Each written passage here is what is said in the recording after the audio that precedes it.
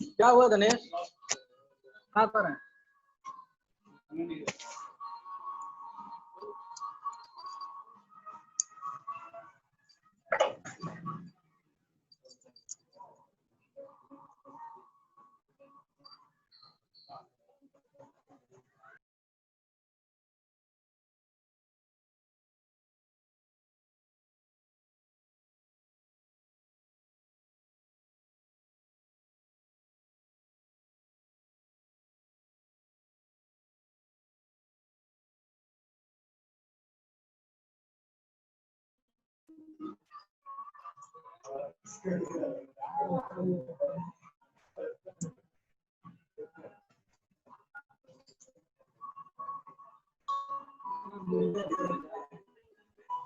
Hello everyone. So am I audible?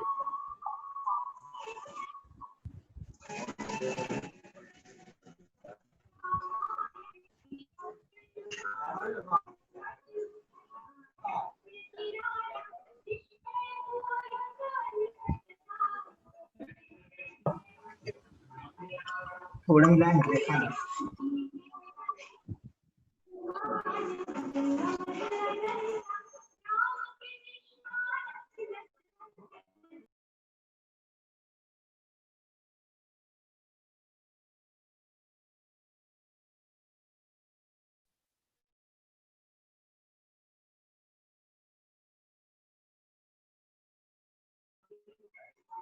बच्चा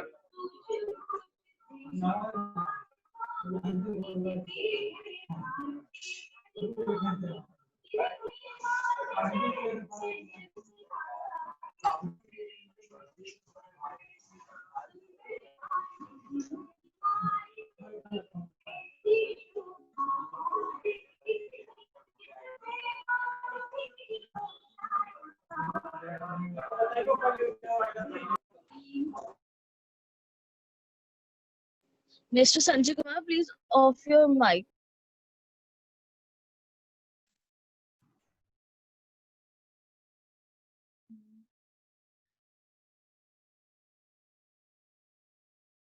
हाँ तो क्या हुआ?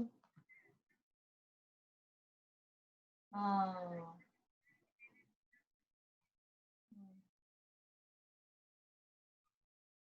that's okay. I mean आप अच्छा आप देख लो कैसा है, अभी ये सेशन चालू हो रहा है, आपको आना है तो आ जाओ। देखो एक बच्ची कर रही है अभी।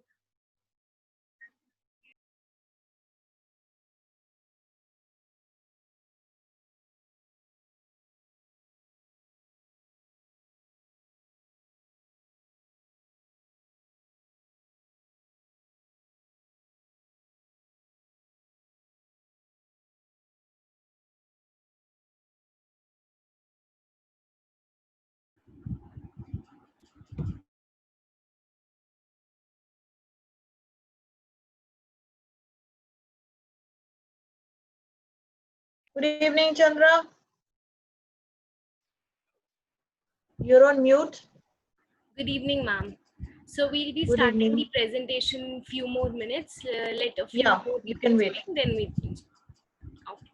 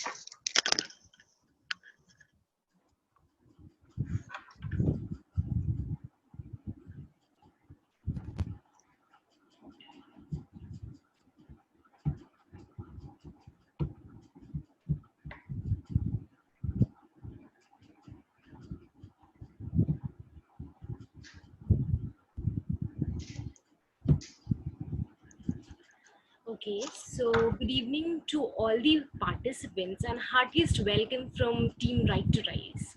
So as people are joining in, we can begin with the session. So, but before beginning, I would like each one of you to kindly just be active on the chat box so that we can have an interactive session rather than having just a monotonous one. So if it's all right, just type yes in the comment section. Thank you. So if it's okay, shall I begin with the session?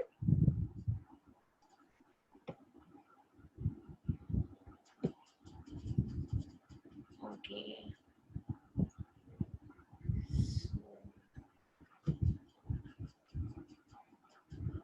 Wait.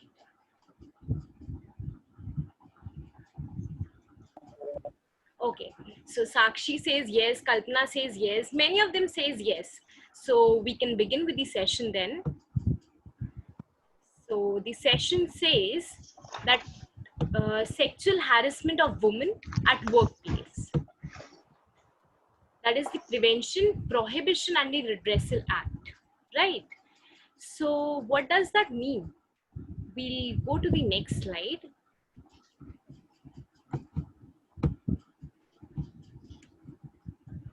It says that the introduction part. So what all we'll be discussing so far in this session is all included in this dialog box. So it says that the evolution of the law, like why this law came into force, when it came into force, and how it came into force. So we'll be discussing all these aspects. Moving on, we will discuss the provisions of the Posh Act, that is the legislation. What does it say? From that, we'll be discussing the scope of the act, the meaning of the term sexual harassment, the constitution of the complaints committee. Like if you know that you are undergoing sexual harassment, then what is the redressal where you can approach? So it will be dealt in this section of complaints committee. Then the complaint mechanism, how actually it works. Then if the person is convicted, then what actions are to be taken against that respondent, that will be discussed. And if the aggrieved woman is trying to lodge a malicious complaint, then what will be its repercussions, that also will be discussed. Lastly, we'll be dealing the steps to be taken that are prevalent in sexual harassment at workplace. In the end, we'll deal the FAQs. Like I was going through the Google forms and many of you have showed your concern, have raised questions on various topics that needs to be discussed. So in the FAQ portion, I'll just jot them down and we'll discuss upon it. Okay. So the introduction part, like why this act came into force. So we'll be dealing in lieu of Constitution of India, as not all members are from the law domain. So I'll try to elucidate in layman's language that the workplace sexual harassment is basically a form of gender discrimination which violates these fundamental rights guaranteed under the Article 14, that is right to equality. It violates that. Right to discrimination on basis of gender, caste, creed, sex, and place of birth. That is Article 15 and Article 21, which says right to life and liberty. Person's right to live with dignity, that is violated. And the Article 19(1)(g), that says that right to safe environment free from sexual harassment. So before I move on, I would request the participants who are actually scribbling on the board to just not do that, because it will spoil the entire session. Thank you so much. Moving on, we have the next slide, which says, is it not switching? Wait. So, okay. Okay. So, as we discussed the Constitution of India, now we'll deal the CEDAW. CEDAW is actually way back in 1980. The India actually signed a convention, which is the elimination of all forms of discrimination against women. And it was ratified on 9th July 1990. And it said that Article 11 of the convention guarantees equality of employment to all the, be it men, be it women, everybody needs to get an equality in the workspace. So it was violative against it as well. Thus, the legislation came into force. So that was the why aspect. Now we'll deal the when aspect, like when does this happen? So we'll deal the Vishakha judgment. The Vishakha was a state of Rajasthan. In this case, there was a lady named Bhavri Devi. So she was a Dalit woman and she was employed in rural development program in the government of Rajasthan. And she used to work for the Child Marriage Act. She was working for them. But what happened is, in response, she had to feel the wrath or the anger of the villagers. And what happened was she was sexually harassed. So this particular incident actually highlighted the hazards of the working women that were exposed from day-to-day basis and highlighted the urgency for a legislation to be implemented in this regard. So all over the world, all over India, the campaign began, and the working women, the feminists, the social activists, everybody joined in this campaign. And under the name of Vishakha, PIL was filed in Supreme Court in 1996, which was taken up in 1997 by the Supreme Court of India. Then there was a guidelines stipulated by Supreme Court that it was mandatory for every employer to provide a mechanism for redress pertaining to workplace sexual harassment. So 16 long years till this legislation came into force, these guidelines were embarked as a law. So that's quite a long period of time. Each and every organization, be it firm, be it corporate, everybody used to follow these guidelines until 2012. Send fast because already 2:44. Excuse me? Is anybody saying anything? So sorry, my dear. So sorry. My phone. It was. Okay, it's Yes. okay. Sorry. It's okay. So this was the when aspect. Now moving on, we have the next slide which says, okay. Okay, so now the next slide is how this act came into force. Like I told you in the when aspect, like the Vishakha judgment.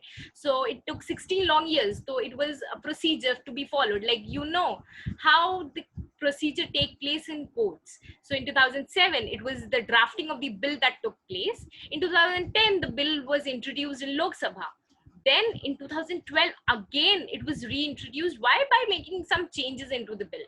Then in 2012 September, it was the Lok Sabha.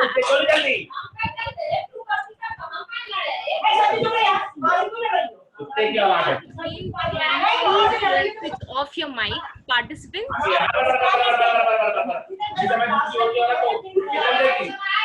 Actually, I guess your mic is on. All right. So I would really request Chandra, just 1 minute. What you can do is you can just mute everybody yourself because you're the host, or you make me a co-host, so there'll not be any more interruptions. Wait. If you can just click on my name on the participants and you can make me a co-host. Okay, ma'am, I'll do it. 1 minute. Yeah.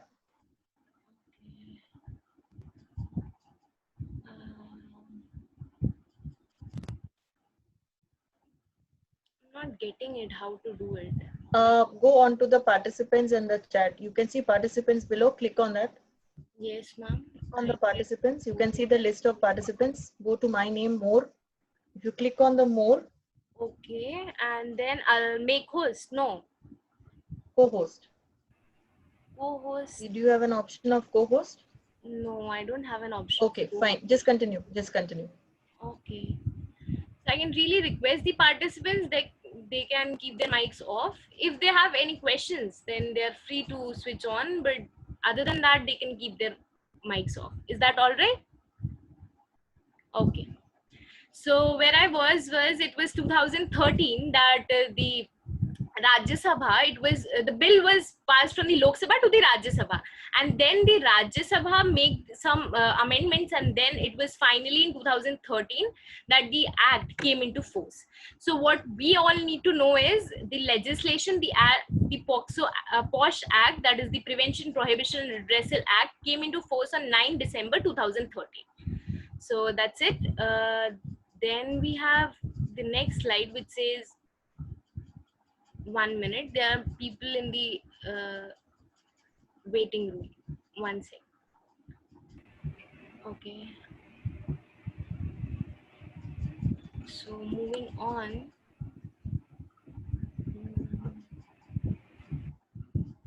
Yes. The next slide is the main one. Like so far we have been discussing about sexual harassment rights. The session is upon the awareness of sexual harassment rights. So what is exactly sexual harassment rights? So going by the definition that says that it includes any one or more unwelcome acts or behavior, whether done directly or by implication, by physical contact or advances, by demand or request for sexual favors, for showing pornography or any other unwelcome physical, verbal or non-verbal conduct of the sexual nature. So this very section actually defines the entire ambit, that be it an unwelcome, be it say physical harassment, be it a verbal harassment, be it a non-verbal harassment, all will head under the sexual harassment. So this is very important to know. Then now you must be thinking, what is physical contact, what is verbal conduct, and what is non-verbal conduct? So if I talk about physical contact, if it's a physical kind of a violence, like it would include touching, pinching with sexual concatenation. Then using of job related threats to reward, to solicit sexual favors. Like it's nothing to hide that in the corporate world, be it any organization, it does happens. So how we can curtail this? By having a discussion, by having a healthy discussion upon the topic. Moving on, we have the verbal conduct, like the comments on the worker's appearance, age, private life, etc. The sexual comments, stories, and jokes, then sexual advances. What all is, these come under the catcalling. Everything verbal conduct, these also head under the sexual harassment. Most people don't know this. They cannot report this. Why? Because they aren't aware of the fact. Moving on, we have the non-verbal contact, that displays of sexual, explicit or suggestive material, sexually suggestive gestures or whistling. Even showing of pornography to someone without his consent is also termed under the sexual harassment. So that was under the types of sexual harassment. Moving on, we have the provisions of the Posh Act. Now, if I say sexual harassment, then we need to discuss its scope and applicability. Like, there are two persons. One is the aggrieved woman on whom the sexual harassment has taken place. And the other is the harasser who actually tries to harass, who actually tries to do those unwelcome acts upon the aggrieved woman. So now it's a question like, who can amount to aggrieved woman? An aggrieved woman can be working. She could be a visiting to a workplace. She could even be a student interning under an organization. She could be a domestic worker, a regular, temporary, ad hoc, or a daily wager even. For remuneration, voluntary basis, anybody. Employed directly or by an agent, or a contract worker, trainee, apprentice, or any other. So we see that the ambit or the horizon of aggrieved women is kept quite diverse to include all sorts of women and to provide redress to them as well. But another point that needs to be noted under this Posh Act is the Posh Act provides only and only safeguards the rights of the women and not the men. If they are undergoing sexual harassment, then they cannot apply for redressal under the Posh Act. So that is something which needs to be noted.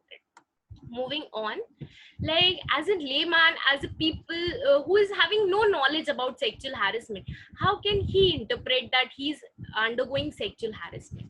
So the entire slide shows that commenting on your clothing, on your relationships, even body shaming also comes under the heads of sexual harassment.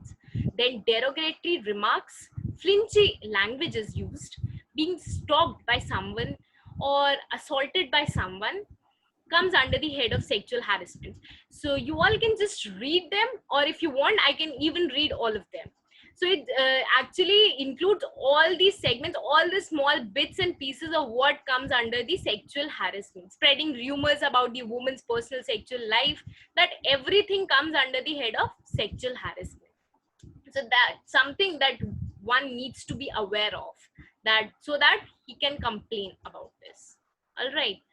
So if you want, I can keep this slide or move further.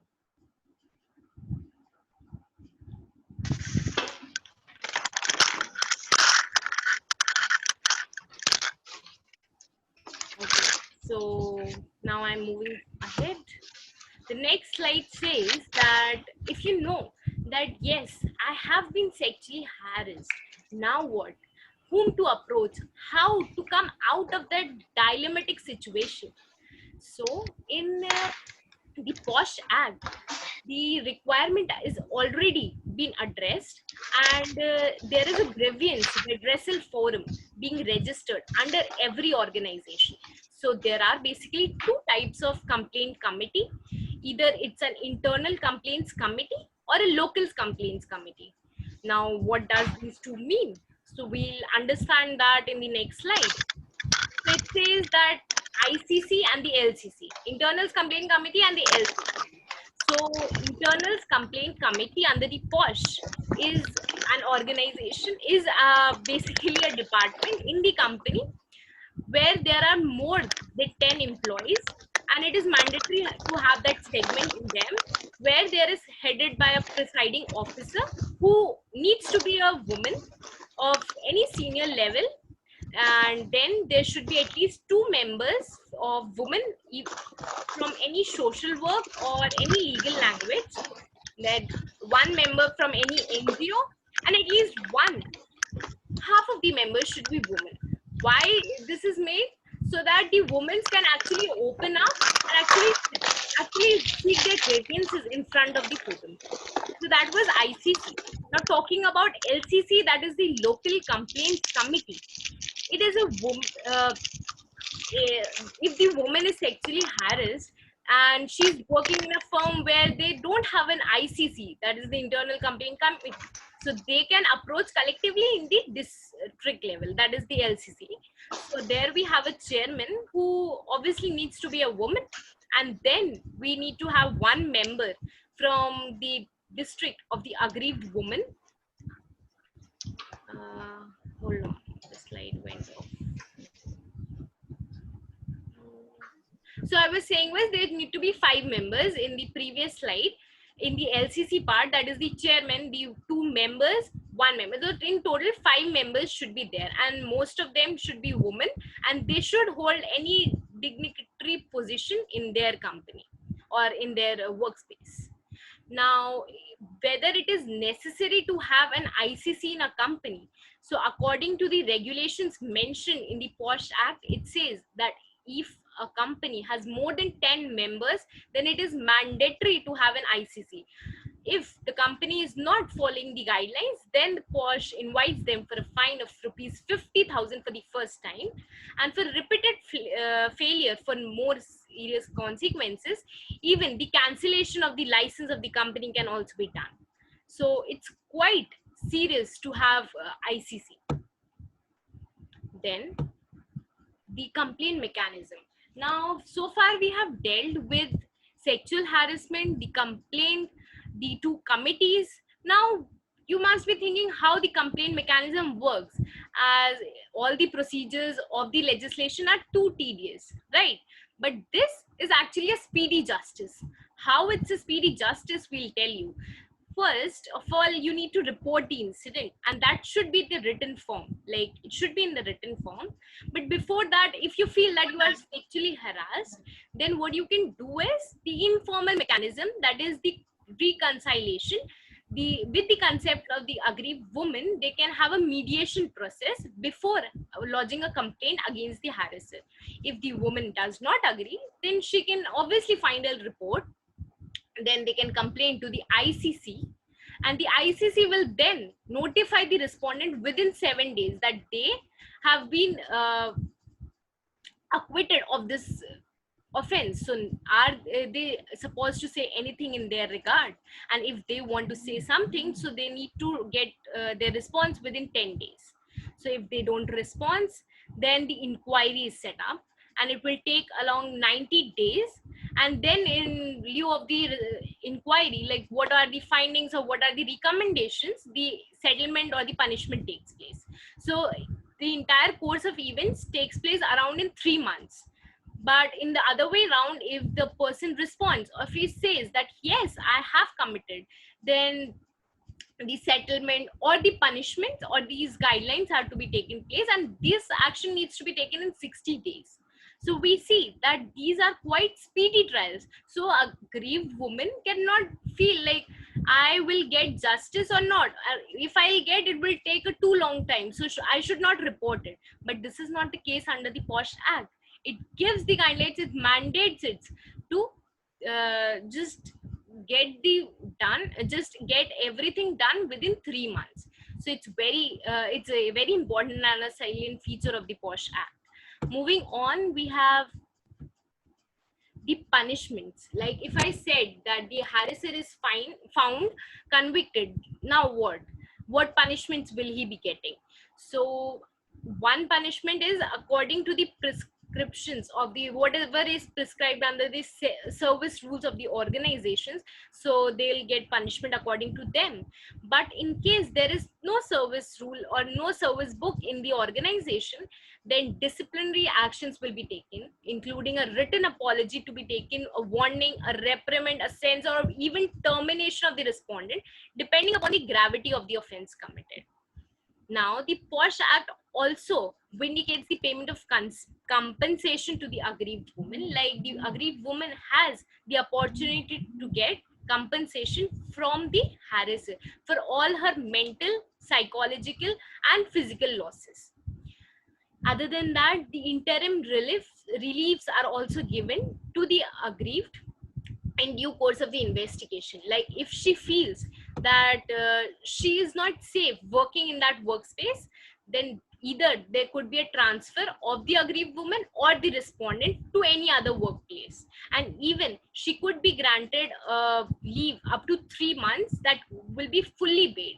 So these are the interim reliefs which are mentioned to give leverage to the aggrieved woman to actually open up and actually speak up her grievances and raise voice against the injustice done to her.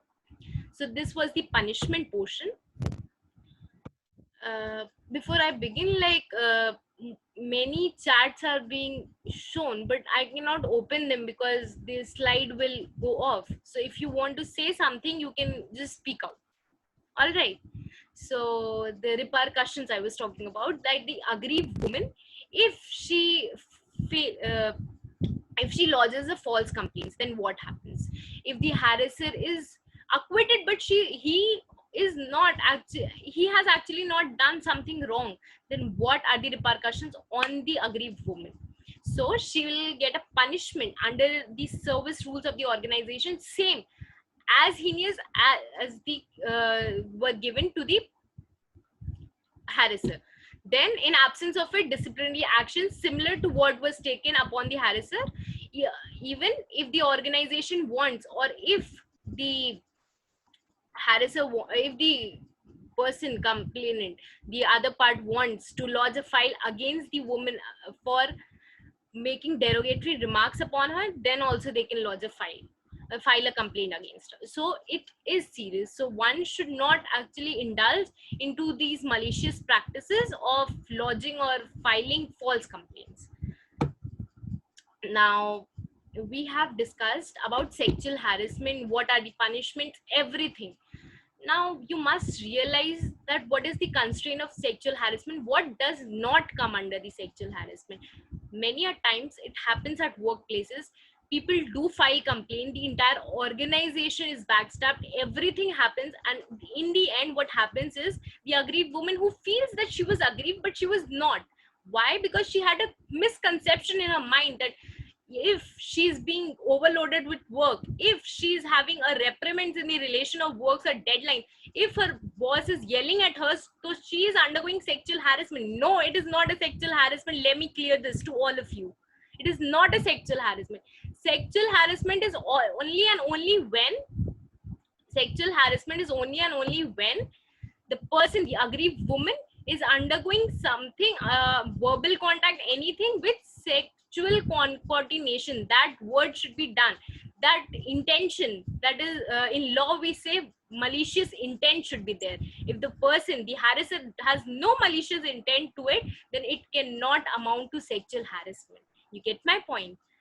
Now we have discussed what does not come under the head of sexual harassment. Now, if prevention is better than cure, it's a proverb that says that we need to prevent it, right? Prevention, prohibition, redressal. Prevention. How can we prevent the term sexual harassment at workplace? So first of all, do not ignore it. Do not pretend that it's not happening. If you feel at the first place, if you feel that you are sexually harassed, say no to the harasser, that no, I can raise my voice. Don't be so vulnerable that the other person can actually be more severe, being more aggressive towards you. So at the first step, say no. And then secondly, report the incident. If it's consecutively happening, then you need to report the incident. It's not just that you'll be shamed, somebody would be thinking something about you, so you shouldn't reply, shouldn't respond, shouldn't report it. You need to report it. You should be vigilant about it, right? So then we move forward to do not accept the behavior. Like I first said, do not ignore it, do not accept the behavior. If it's happening with you, you need to report it. It's not just that it's part and parcel of your life. No, you need to report it. We have certain provisions with which you can get redressal, but at first place you need to report it. All right. Then the second step is be supportive. It's not just always that you will always be a victim. It could be in your workplace, there could be many people whom you see they are victim and they actually try to share their experiences. So be empathetic with them. Try to suggest them to approach to the ICC. try mediation. If you aren't professional, then you can even suggest them, advise them to go to a mediator. So this way you can show support and be a responsible citizen after all. And any associate may file complaints, as in if the aggrieved woman isn't able to express herself, isn't able to lodge a complaint against the harasser, then any of the associate, you at the place of your colleague, can even file a case against the. So these are the leverages given or mentioned under the Posh Act, which people are not aware of. So the sole purpose of the entire session is to aware the people, to make them understand that what are the rights given to them, and they should not actually sleep over their right. Right. So this was all about the session. I hope I made myself very clear. But if there are many questions, you let me know. But before that, I'm going to address a few questions that were mentioned in the Google Forms. I admit that I'm not able to answer all the questions, but the ones which needs to be discussed, which I felt that needs to be discussed, are mentioned over here. So the first question says that what are the legal remedies to it? So talking about the legal remedies, why I did not encapsulate it in these slides, because it would be too monotonous for the people from non-law domain.